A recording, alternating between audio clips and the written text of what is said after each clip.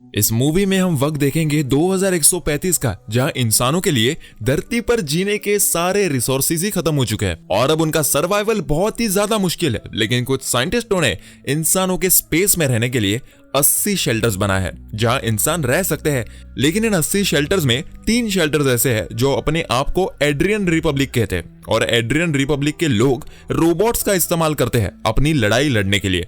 लेकिन इनका सामना करने के लिए वहां एक अलाइड फोर्स भी है, जिनके लोग अब रोबोट्स को तैयार कर रहे हैं ताकि वो एड्रियन रिपब्लिक के रोबोट्स का सामना कर सके और इंसानों के लिए इस जंग को जीत सके। मूवी की शुरुआत में हम कहानी के लीड एक्टर्स जंगी को देखते हैं जो कि बेहोश है, और जब उसकी आंखें खुलती है तो वो वहां बहुत से रोबोट्स को देखती है जो जंगी को मारना चाहता है। लेकिन जंगी उनका दत्त के सामना करती है और एक एक रोबोट को मारने लगती है। लेकिन तभी वहां एक डॉग सा दिखने वाला रोबोट आता है। वो रोबोट बहुत ही ज्यादा खूंखार और ताकतवर होता है और अब वो जंगी के पीछे लग जाता है ताकि वो उसे मार सके। लेकिन जंगी उस पे अपने गन से उस पर बुलेट्स फायर करती है, जिससे उस डॉग से दिखने वाले रोबोट के सिस्टम में आग लग जाती है। लेकिन ये रोबोट बहुत ही ज्यादा एडवांस होता है। वो अपनी टेक्नोलॉजी का यूज करके अपने सिस्टम में लगे आग को बुझा देता है और फिर जंगी के पीछे लग जाता है। लेकिन इस बार जंगी उसके ऊपर बने फ्लोर में छुप जाती है और उस रोबोट पर ऊपर से हमला करती है, जिससे उस रोबोट पर कुछ पत्थर गिर जाते हैं और वो उन पत्थरों के नीचे दब जाता है, जिससे जंगी को उसके फोरहेड पे बुलेट फायर करने का मौका मिल जाता है। लेकिन जब वो उस रोबोट पर बुलेट फायर करने ही वाली होती है तभी उसकी नजर एक डॉल पर पड़ती है, जिसकी वजह से उसका ध्यान भटक जाता है और इसका फायदा उठाकर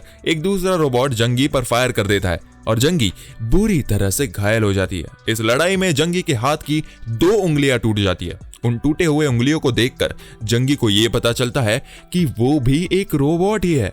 जंगी खुद को ऐसा देखकर शॉक हो जाती है और वही फ्रीज हो जाती है, जिसके बाद अगले ही पल उस जगह का पूरा माहौल ही बदल जाता है और वो जगह एक लैब में तब्दील हो जाती है। और उस लैब में अब कुछ साइंटिस्ट आते हैं जो जंगी के बारे में बातें करते हैं कि हर बार जंगी यहीं पर आकर रुक जाती है, पता नहीं इसे यहाँ क्या हो जाता है। इस पूरे इंसिडेंट के बाद हमें ये पता चलता है कि ये अलाइड फोर्स का एक लैब है जिसमें वो रोबोट्स को ट्रेन करते हैं ताकि वो लोग एड्रियन रिपब्लिक के रोबोट्स से लड़ सके। और जंगी भी इनके बनाया हुआ एक रोबोट ही है जिसकी टेस्टिंग वो लोग इस लैब में करते हैं। साइंटिस्ट अभी बात कर ही रहे होते हैं कि वहां उनकी लीडर आती है और उनसे बोलती है कि आज कुछ आर्मी ऑफिसर्स आ रहे हैं जो कि जंगी को टेस्ट करेंगे, इसलिए हमें ये टेस्टिंग अभी यही रोकनी पड़ेगी। इसके बाद जंगी को एक इंटरव्यू वाले कमरे में लेकर जाया जाता है जहां उसके बॉडी के सारे पार्ट्स अलग कर दिए जाते हैं और सिर्फ ऊपर वाला पार्ट ही बचा होता है। और यहाँ हम लैब के डायरेक्टर को देखते हैं जो आर्मी ऑफिसर्स को प्रेजेंटेशन देने की तैयारी कर रहा है और वो डायरेक्टर लीडर से बहुत बड़ी बड़ी बातें करता है। लेकिन जब प्रेजेंटेशन का वक्त होता है और वो डायरेक्टर उन आर्मी ऑफिसर्स के सामने आता है तब उसकी बोलती बंद हो जाती है। लेकिन फिर भी जैसे तैसे वो अपनी बात उन ऑफिसर्स के सामने रखता है। वो ऑफिसर से बोलता है कि आज से 40 साल पहले ग्लोबल वार्मिंग की वजह से अर्थ का जो माहौल था वो इंसानों के रहने लायक नहीं था, इसलिए वहां के कुछ साइंटिस्टों ने स्पेस में कुछ कॉलोनीज और शेल्टर्स बनाए और उन शेल्टर्स में रहने वाले लोगों ने मिलजुल कर अपनी एक कम्युनिटी बनाई और रोबोट्स को डिस्कवर किया, जिसके बाद पृथ्वी के लोगों को उन कॉलोनीज में जाने से रोका जाने लगा और उन कॉलोनीज के बनाए हुए रोबोट्स इंसानों से जंग करते हैं। और जंगी जो कि एक रोबोट ही है वो पहले इंसानों की सेना की कैप्टन थी जो इंसानों के तरफ से रोबोट से जंग करती थी। वो अपनी इस कला में बहुत माहिर थी और इंसानों को बहुत सी जंग में उसने जीत भी दिलाई थी। लेकिन जब जंगी एक जंग लड़ रही थी तब वो उस लड़ाई में बहुत बुरी तरह जख्मी हो जाती है, इतनी जख्मी कि वो कोमा में चली जाती है। जिसके बाद हम सब ने मिलकर उसके दिमाग के डेटा को यूज किया और उसे रोबोट्स बनाए जिससे कि वो इंसानों को जंग में जीत दिला सके। इसके बाद वो आर्मी ऑफिसर्स बोलते हैं कि जंगी इंसानों को जीत कैसे दिला सकती है, वो तो खुद इस टेस्ट को पास ही नहीं कर पा रही है। दरअसल उसे रोबोट्स के खिलाफ जंग में जीत दिलाना था, लेकिन हर बार जंगी एक ही जगह पर आकर रुक जाती है और उस टेस्ट में फेल हो जाती है। इसलिए आर्मी ऑफिसर बोलते हैं कि जब जंगी इस टेस्ट को पास कर लेगी तब वो असली जिंदगी में होने वाली लड़ाई भी जीत जाएगी। इसके बाद जब जंगी के दिमाग को फिर से एक्टिवेट किया जाता है और जब वो एक्टिवेट होती है तो वो अपना इनकम्प्लीट बॉडी को देखकर काफी ज्यादा गुस्सा हो जाती है, जिसके बाद लीडर उसके दिमाग के डेटा को निकाल लेती है और फिर जंगी को डीएक्टिवेट कर दिया जाता है। अब इसके बाद लीडर अपने असिस्टेंट को कुछ जानकारियां देते हुए बताती है कि दरअसल जंगी मेरी मॉम थी और हर लड़ाई में सिर्फ मेरे वजह से जाती थी वो, क्योंकि बचपन में मुझे लंग्स का कैंसर हो गया था और इसके इलाज के लिए बहुत से पैसों की जरूरत थी, इसलिए मेरी मॉम हर फाइट में जाती थी ताकि उसे कुछ पैसे मिल सके और वो मेरा इलाज करा सके। सीन यही से कट होता है और हमें कहानी पास्ट की दिखाई जाती है। दरअसल उस दिन उस छोटी बच्ची का लंग्स कैंसर का ऑपरेशन था और जंगी उसे ऑपरेशन थिएटर में छोड़कर एक जंग में चली जाती है। अब कहानी प्रेजेंट में वापस आती है, जहाँ लीडर अपने डॉक्टर के पास जाती है जिसने उसके कैंसर का ट्रीटमेंट किया था। डॉक्टर लीडर से बोलते हैं कि जब हमने तुम्हारा ऑपरेशन किया था ना, तब तुम्हारा कैंसर पूरी तरह से ठीक नहीं हुआ था और अब वो कैंसर पूरी तरह से तुम्हारे बॉडी में फैल चुका है और तुम्हारे पास सिर्फ और सिर्फ 2 महीने का टाइम बचा है। इसके बाद तुम्हारी मौत हो जाएगी। मैं तुम्हें एक सलाह देता हूँ कि तुम अपना डेटा यानी कि अपनी माइंड को किसी दूसरे जिस्म में डलवा लो, लेकिन ऐसा करने के लिए 3 शर्तें हैं कि तुम शादी नहीं कर सकती, दूसरा तुम अपनी मर्जी से ना कहीं आ जा सकती हो और तीसरा तुम अपना डेटा किसी कंपनी को बेच सकती हो, जिसके बाद उस कंपनी के पास तुम्हारे सारे राइट्स होंगे और वो अपने मर्जी से उस डेटा को कहीं भी यूज कर सकते हैं और तुम्हें ऐसा करने पर बहुत सारे पैसे भी मिलेंगे। डॉक्टर की बात सुनकर लीडर वहां से चली जाती है, जिसके बाद हमें पता चलता है कि डॉक्टर भी एक इंसान नहीं बल्कि एक रोबोट ही है। और अब फिर कहानी पास्ट में चली जाती है, जहां जंगी की मॉम यानी कि लीडर के नानी माँ के पास उस कंपनी के कुछ लोग आते हैं जिनके पास जंगी का सारा डेटा होता है। वो लोग जंगी की मॉम से बोलते हैं कि तुम इस कॉन्ट्रैक्ट पर साइन कर दो और हम तुम्हारी सारी फाइनेंशियल प्रॉब्लम्स सॉल्व कर देंगे, साथ ही जंगी की बेटी के सारा पढ़ाई लिखाई का खर्चा भी उठाएंगे। जिसके बाद जंगी की मॉम उस एग्रीमेंट पर साइन कर देती है और यहाँ से फिर कहानी प्रेजेंट में आती है, जहां हमें डायरेक्टर जंगी की दिमाग के साथ कुछ एक्सपेरिमेंट करते हुए नजर आते हैं। वो डायरेक्टर अपने लोगों से कहकर जंगी के पैर में गोली मार देते हैं और इस एक्सपेरिमेंट से जंगी का दिमाग का वो हिस्सा भी एक्टिवेट हो जाता है जो आज से पहले कभी नहीं हुआ था। डायरेक्टर जंगी के दिमाग के उस हिस्से को येलो मार्क करते हैं और फिर डायरेक्टर और उसके सभी साथी बहुत ज्यादा खुश होते हैं। अब अगले दिन लीडर और डायरेक्टर इस लैब के मेन ऑफिस में जाते हैं क्योंकि आज उनकी मीटिंग प्रेसिडेंट के साथ थी। वहां पहुंचने पर उन्हें पता चलता है कि प्रेसिडेंट अभी तक नहीं आए हैं। तभी उनके पास एक ऑफिसर आती है जो डायरेक्टर से बोलती है कि आज प्रेसिडेंट नहीं आएंगे और जो भी इंफॉर्मेशन उनको देना है वो आप मुझे बता दीजिए, मैं उन तक पहुंचा दूंगी।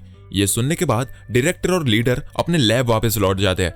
लैब वापस आने के बाद उन्हें पता चलता है कि प्रेसिडेंट तो उनके लैब में ही है। वो दोनों प्रेसिडेंट के पास जाते हैं, लेकिन प्रेसिडेंट के पास जाते ही डायरेक्टर फ्रीज हो जाता है और हमें ये पता चलता है कि डायरेक्टर भी एक रोबोट है। इसके बाद प्रेसिडेंट लीडर से बोलते हैं कि मुझे पता चला है कि एड्रिन वॉर जल्दी खत्म होने वाली है, तो जाहिर है कि हमें अब हथियार और लड़ाई झगड़े करने वाले रोबोट्स की जरूरत नहीं पड़ेगी और इसीलिए हमें इन सारे कामों को रोकना होगा और कुछ फैमिलियर रोबोट्स को डिजाइन करना होगा जो इंसानों के साथ घुल मिल कर रह सके और उनके घरेलू काम कर सके। इसके बाद प्रेसिडेंट ये भी बोलता है कि तुम्हारा ये जो डायरेक्टर है उसे मैंने अपने दिमाग के डेटा से बनाया है। इसके बाद प्रेसिडेंट डायरेक्टर को वापस से एक्टिवेट करते हैं और वहां से चले जाते हैं। वहां से वापस आने के बाद डायरेक्टर एक बार फिर से जंगी के दिमाग को एक दूसरे रोबोट में डालते हैं और उसका टेस्ट लेता है, जहां फिर से जंगी के सामने वापस जंग वाला माहौल क्रिएट किया जाता है। लेकिन हमेशा की तरह जंगी फिर वही आकर रुक जाती है जहां वो पिछली बार रुकी थी और उसे दूसरे रोबोट्स फिर से शूट कर देता है। ये देखकर डायरेक्टर बहुत ही ज्यादा गुस्सा आता है क्योंकि वो बार बार कोशिश कर रहा था लेकिन जंगी उस टेस्ट को पास ही नहीं कर पा रही थी और गुस्से में आकर डायरेक्टर अपने साथियों को यह ऑर्डर देता है कि जंगी का एक हाथ काट दिया जाए।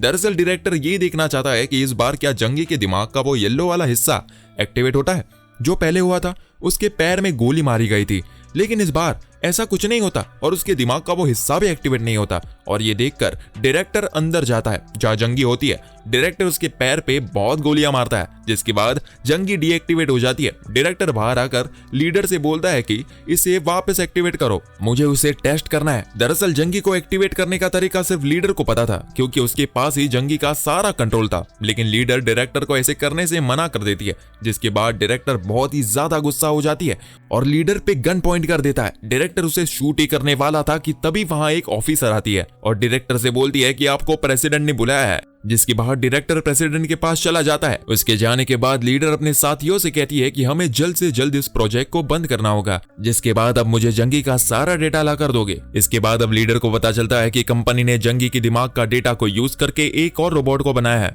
उस रोबोट को देखने के बाद लीडर को बहुत ज्यादा गुस्सा आता है कि वो उस रोबोट को बनाने वाले आदमी पर हमला कर देती है और उसे मारने की कोशिश करती है, लेकिन वो आदमी उसे बताता है कि ये रोबोट फ्री है और जंगी के मॉम ने ही उस कॉन्ट्रैक्ट पे साइन करके हमें जंगी के सारे राइट्स दिए हैं और उस कॉन्ट्रैक्ट के तीसरे शर्त के मुताबिक कंपनी ने इस रोबोट को डिजाइन किया है और वो इससे किसी को भी बेच सकते हैं। ये सुनकर लीडर को बहुत बड़ा झटका लगता है और वो उस आदमी को छोड़कर वहां से चली जाती है और उस जगह पर पहुंच जाती है जहां जंगी के एक नया रोबोट रखा होता है। लीडर के सामने जाते ही जंगी का वो येलो हिस्सा एक्टिवेट हो जाता है और ऐसा तभी होता है जब जंगी को उसके पास्ट मेमोरीज की याद आती है। अब जंगी लीडर से बात करने लगती है। वो बोलती है कि आज मेरी बेटी का ऑपरेशन था और उसने मुझे एक डॉल दिया था, वो मुझसे कहीं गुम हो गई और इसलिए मैं बहुत ज्यादा परेशान हूँ। जंगी की ये बात सुनकर लीडर रोने लगती है। दरअसल जंगी को ये नहीं पता होता कि लीडर ही उसकी बेटी है और लीडर भी उससे नहीं बता सकती कि वो उसकी बेटी है। अब अगले दिन जंगी का एक लास्ट टेस्ट होना होता है, लेकिन टेस्टिंग से पहले ही लीडर जंगी की सारी पुरानी यादें मिटा देती है और साथ ही वो इस येलो वाले पोर्शन को भी कम कर देती है। अब टेस्टिंग स्टार्ट होती है और वापस से जंगी को उस माहौल में डाला जाता है जहां वो फिर से जंग के मैदान में होती है और हमेशा की तरह जंगी उस डॉल को देखकर फिर रुक जाती है और तभी दूसरे रोबोट्स उसे शूट कर देते हैं। लेकिन इस बार जंगी को गोली नहीं लगती, लेकिन फिर भी वो गोली लगने और बेहोश होने का नाटक करती है। पर ऐसा करते हुए डायरेक्टर उसे देख लेता है और समझ जाता है कि इसमें जरूर उसकी कोई चाल है, इसलिए वो सिक्योरिटी अलार्म को बजा देता है। लेकिन जंगी सिक्योरिटी गार्ड्स पे हमला करके वहां से निकल जाती है और एक हॉल में पहुंच जाती है। तभी वहां बहुत सारे दूसरे रोबोट्स आ जाते हैं और जंगी पर हमला कर देते हैं। जंगी भी उन रोबोट्स को मुंह तोड़ जवाब देती है और उन रोबोट्स के साथ ही पुलिस की गाड़ी भी वहां आ जाती है और वो सब भी रोबोट्स ही होते हैं। जंगी उन सभी का सामना करती है, लेकिन तभी एक रोबोट उसे पकड़ लेता है और जैसे वो उसे मारने वाला होता है तभी पीछे से लीडर आ जाती है और वो उस रोबोट को डीएक्टिवेट कर देती है। इसके बाद लीडर जंगी के दिमाग का डेटा किसी दूसरे रोबोट में डालकर उसे वहां से बाहर ले जाने लगती है। लेकिन डायरेक्टर कैमरा में लीडर को ऐसा करते हुए देख लेता है। अब जब ये लोग वहां से निकलने के लिए ट्रेन के अंदर जाते हैं तो वहां डायरेक्टर पहले से मौजूद होता है और वो लीडर पे गोली चला देता है, जिसके बाद गोली लीडर के लेफ्ट हैंड में लगती है और वो जख्मी हो जाती है। ये सब देखकर जंगी के रोबोट को बहुत ही गुस्सा आता है और वो डायरेक्टर पे हमला कर देती है। दोनों में लड़ाई होती है और लड़ाई के दौरान गन से बुलेट फायर हो जाती है और डायरेक्टर की आंख पर जाकर लगती है और उसकी आंख फूट जाती है। उसकी आंख फूटने के बाद डायरेक्टर को ये पता चलता है कि वो खुद भी एक रोबोट है और ये जानने के बाद वो और भी ज्यादा गुस्सालू और खूनखार भी हो जाता है और अब वो जंगी के रोबोट पर हमला कर देता है। अब दोनों में बहुत ही घमासान लड़ाई होती है। इसी के बीच वहां कुछ और रोबोट्स भी आ जाते हैं और जंगी पर हमला कर देते हैं। जंगी अकेले उन सभी का सामना करती है। इस लड़ाई की वजह से उस ट्रेन में काफी नुकसान होता है और उसका एक हिसाब खराब हो जाता है और वो ट्रेन अलग अलग हो जाती है, जिसकी वजह से जंगी और डायरेक्टर दोनों नीचे गिरने लगते हैं। लेकिन अहम वक्त पर लीडर जंगी का हाथ पकड़ लेती है और उसे ऊपर खींच लेती है, जिससे जंगी की जान बच जाती है। लेकिन डायरेक्टर नीचे गिर जाता है और मारा जाता है। अब लीडर कहती है कि तुम यहाँ से निकल जाओ क्योंकि यहाँ और भी सिक्योरिटी आने वाली है और अब तुम अपनी जिंदगी आराम से जी सकती हो, तुम आजाद हो। और ऐसा बोलने के बाद लीडर की आंखों में आंसू आ जाते हैं और वो आखिरी बार जंगी के गले लगती है और इसके बाद जंगी वहां से भाग जाती है और एक माउंटेन के ऊपर चली जाती है। जंगी अब आजाद है, उसके ऊपर किसी तरह के कोई एक्सपेरिमेंट्स नहीं किए जाएंगे और ना ही अब उसे किसी टेस्ट में पास होना है। और ये सबसे जो पेन जंगी को हुआ था वो अब उस दर्द से आजाद है और यही हमारी मूवी भी खत्म हो जाती है।